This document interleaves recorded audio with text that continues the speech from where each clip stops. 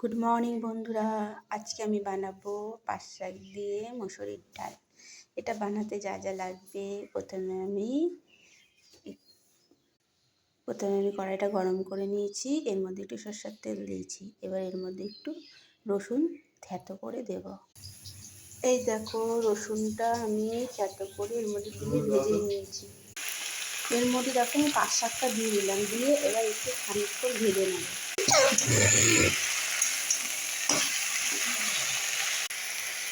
এবার এর মধ্যে আমি দুটো লঙ্কা চিরা দিয়ে দিলাম। এবার এর মধ্যে আমি একটু নুন আর একটু হলুদ দিয়ে দিলাম, দিয়ে এটাকে একটু মিশিয়ে নেব। এবার দেখো, এর মধ্যে আমি একটু মুসুরির ডাল সেদ্ধ করে নিয়েছি। এবার এই মুসুরির ডালটা এর মধ্যে দিয়ে দাও। এবার দেখো, ডালটা আমি এর মধ্যে দিয়ে দিলাম, শাকের মধ্যে দিয়ে এবার কিছুক্ষণ নাড়াচাড়া করে নেব। এটা এবার আমার মিক্স করা হয়ে গেছে। এবার এর মধ্যে ঢাকা দিয়ে কিছুক্ষণ রান্না করে নেব। এর মধ্যে আমি একটু মিষ্টি দিয়ে দিলাম, দিয়ে এবার এটার সাথে মিশিয়ে নেব।